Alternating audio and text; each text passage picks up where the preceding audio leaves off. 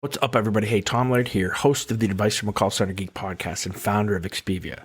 For exceptional contact center outsourcing, trust Expivia. We're fully AI-driven, as all of you know, and can handle voice, email, chat, and all of your digital channels. Our 600-seat USA contact center is expert in healthcare, financial services, insurance, tech support, retail, and more. Experts on the NICE CX1 platform, we ensure seamless customer experiences. DM me or visit expiviausa.com for more. This is Advice from a Call Center Geek, a weekly podcast with a focus on all things call center. We'll cover it all from call center operations, hiring, culture, technology, and education. We're here to give you actionable items to improve the quality of yours and your customers' experience. This is an evolving industry with creative minds and ambitious people like this guy. Not only is his passion call center operations, but he's our host. He's the CEO of Expivia Interaction Marketing Group and the call center geek himself, Tom Laird.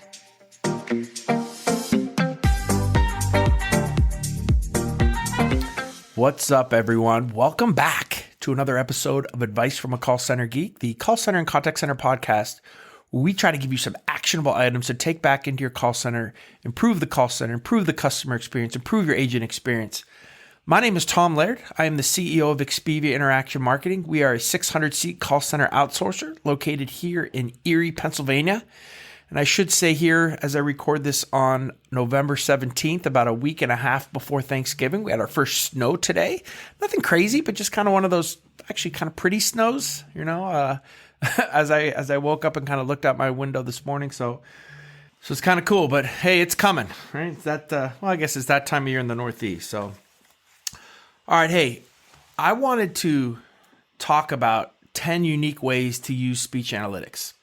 And I've talked about some of these, and they've been kind of mixed up in different episodes. But I had a chance to meet with our QA team and kind of our analytics team, who's kind of intertwined, and they're doing some really cool things. So I thought that this could be helpful to those of you who are using speech analytics, want to kind of expand the use case for it, want to expand the ROI for it. It's a unique tool, and it's relatively new in the format that it's in now, where it's this accessible to kind of the people, right? I mean, it used to be a really expensive tool that you could have, kind of slapped on, get a couple servers, have to have a couple programmers and analysts to kind of utilize it. But now it's kind of analytics for the people. So now that everybody's really having a chance to utilize it because the cost is so low, some unique things are starting to happen. So here's 10 unique ways to utilize speech analytics. I wanted to put this one number one because I think it really it sums up the power of analytics, right? And that's really to start to have proactive customer service, right? For so many years, customer service was reactive, right? We would hear what a customer says. You would go up to your marketing team, or you go up to finance, or you'd go up to product and be like, hey, we're starting to hear this. And they'd say, well, how many of them are you hearing? We'd be like, well, we're kind of starting to hear it. And they would kind of shoo you. But now, we can kind of quantify all of that. So, when we start to hear that there's a product issue, or, that a piece is constantly missing when it gets sent, or if the website is having an issue, right? When we see that there's a percentage of callers that are calling in about it, 2, 3, 4% of callers, that's when we start to perk our ears up a little bit and say, hey, this could be a bigger issue. And instead of waiting for that flood to happen, right, of all the customers having an issue, we can either tell the client or tell our higher up teams to, hey, we got to fix this right before that happens, or we can actually go and send emails out, make outbound phone calls, anybody who's been affected by this when we do our research. So that's a powerful tool to not be reactive, but to use analytics, to use the actual customer data coming in to be proactive with your customer support. That is, in itself, people always talk to me about, give me the ROI case for speech analytics. And I would tell you right there, right? If I just said, hey, these other 9 things on my list, they don't exist. This is the only thing that exists. I think it'd be worth it, right? Really powerful tool when you're using it in that sense. All right, number 2, we pay our reps. And I know you guys, a lot of you who have followed me for a long time, I've already heard this. But I think, again, No one's really doing it, and it baffles me. But we're paying our reps off of sentiment. And when I say pay our reps, we're more incenting our reps off of sentiment, right? Customer sentiment scores. Agent sentiment scores. So if overall we're seeing that the customer sentiment scores are rising, and then we're looking at specific reps who have really, really high agent sentiment scores, right? Proper tone, they're using proper word usage. We look at the percentage of times that there's silence on their calls, that maybe somebody's on hold and it's super low, right? We know that these reps are treating people properly, right? The system is telling us that, which then we listen to and it verifies it. So to be able to incent reps to be nice to people, to give them more money based on being nice. Before we would just basically base it off QA, right? And we still do. I mean, that's still a big piece of it, right? Where you're scoring people. But just because you kind of check off all the things that you're doing, right? You got into that subjective area of tone, right? Well, I think her tone was nice. And other people say, well, I think it was a little bit rough. Well, now, we have kind of a benchmark of tone, through analytics, so that we can really see if somebody is treating customers properly. Because again, as you guys know, my theory that the tone is the message, right? You got to have proper tone or the whole call is garbage, no matter how well that you service the customer.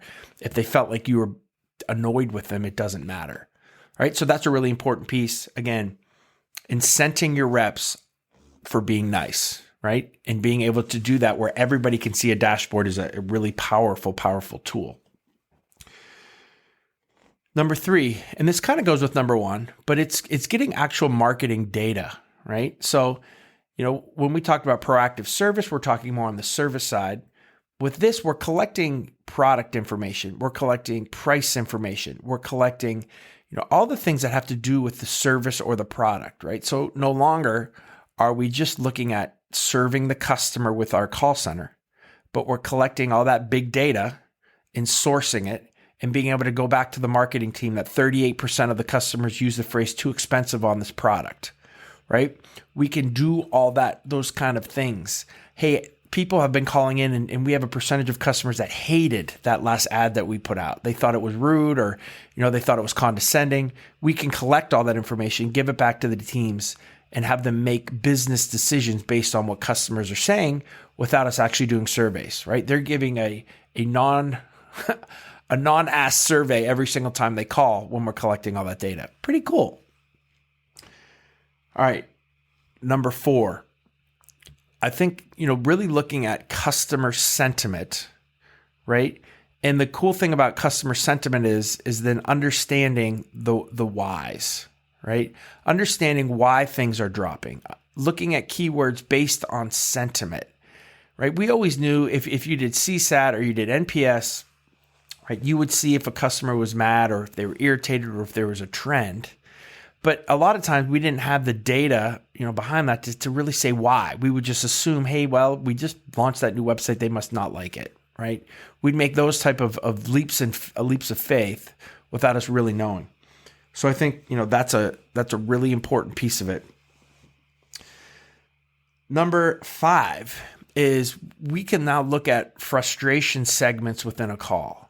So you could have a caller who, is very happy with the service that they're getting, right? But they call and they say, yeah, it's just, I think it's really annoying that you guys charge me a fee when we do that. But, I really like the company, but it's just kind of an annoyance for me, right? Now that's an extreme example, but we can actually see that in the voice, right? And we can notice the words she's using around it.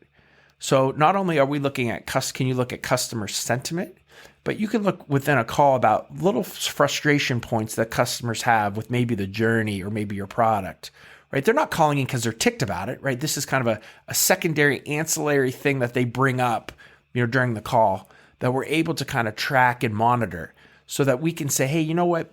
It might not be a problem today, but it looks like that new thing that we sent out, there's some frustrations around it. And maybe we can tweak that right now before this turns into a big deal, right? So I think that's a really cool kind of use again for being proactive with analytics. And if there's a theme here, at least early on in these top 5, that's kind of the theme.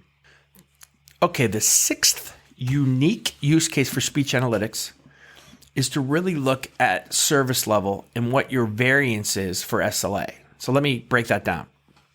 Everybody always gets mad at me when I post a blog or when I talk on here about 80-30 being the benchmark SLA, right? Being kind of the average SLA, right? So 80% of the calls answered within 30 seconds or less.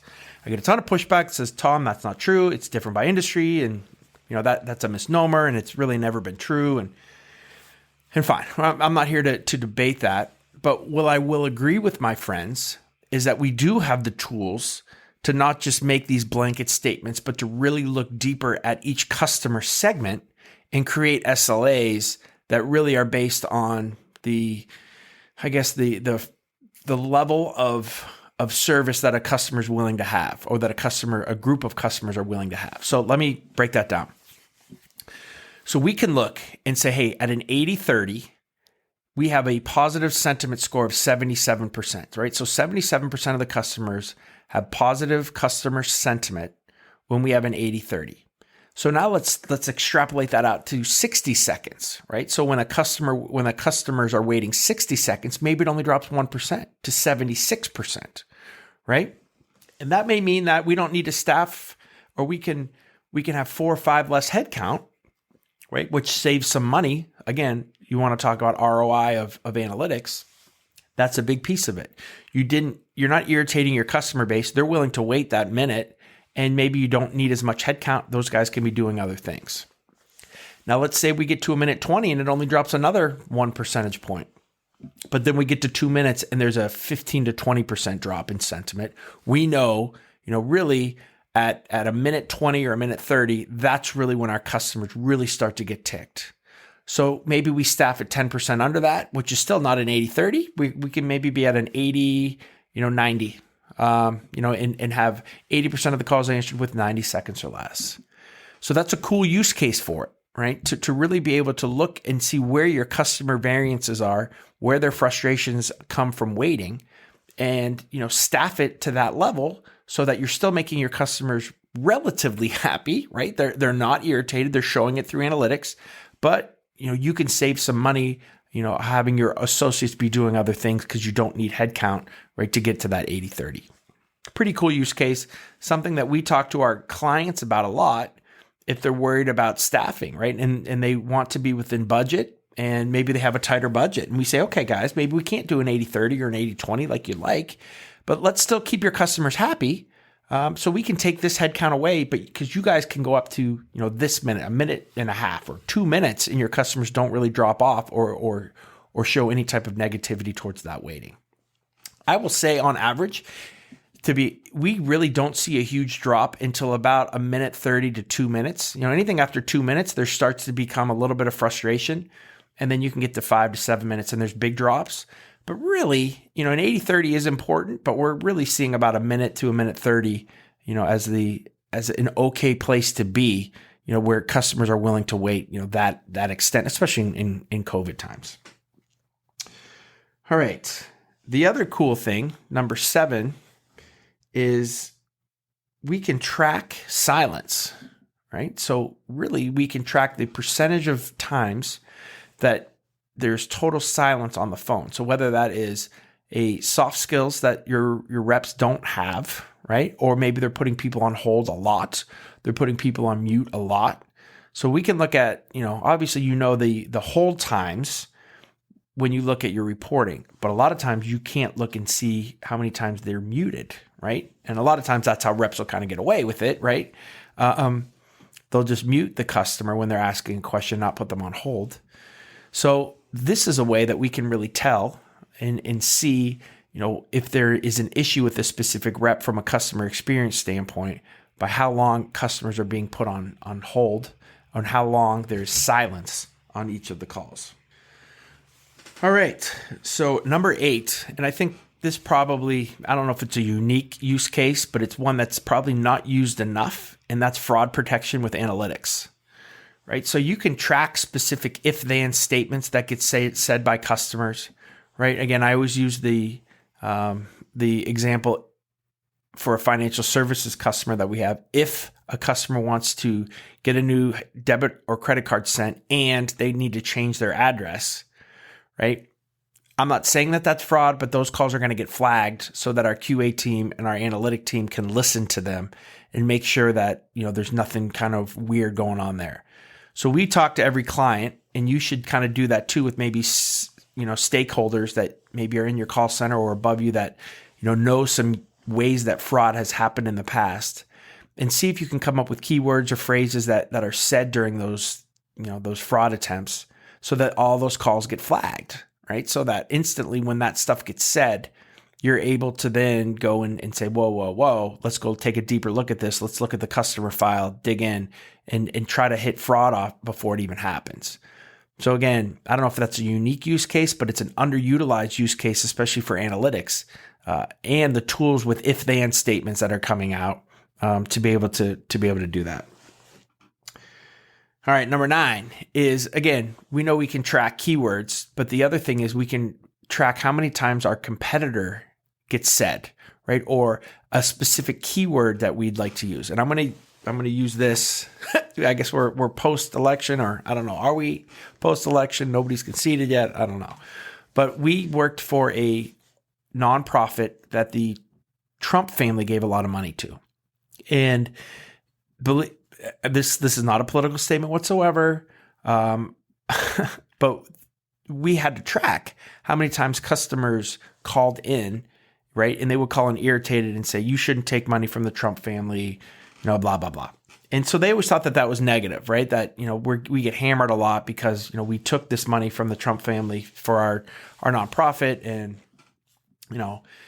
we found out it was about 50-50, right? So 50% of the time people called in, they were irritated. They wanted them to give the money back. And another 50% was, people that, wanted to ask questions about it, that thought that was awesome. They were positive when the word Trump got brought up.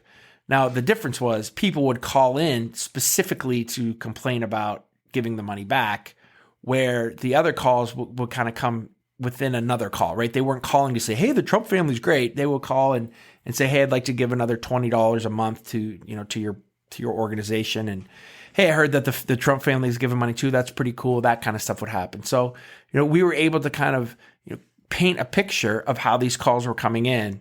And I think that's just one maybe outside the ballpark ancillary kind of example, but you could see how if there's a couple specific words or competitors or things that you really want to track, right? That's a really cool use case for analytics as well. Okay, and the last one is you can expand the quality to other channels, right? So many of you struggle, and I know because I hear from a lot of you, struggle to do quality on chat, right? And to do quality on emails.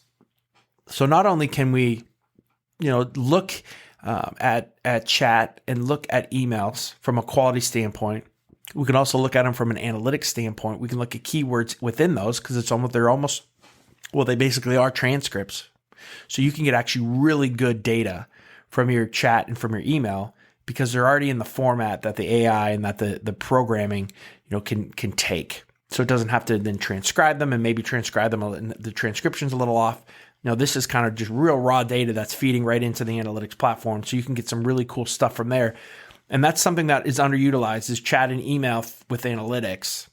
Now there's some tweaking that you normally have to do because everybody has, headers in email and, you have probably the company name and those types of things and maybe the footers or the signature area. So there's ways to kind of programmatically, not include those so that you don't see them on every single email, which is going to kind of skew your keyword data.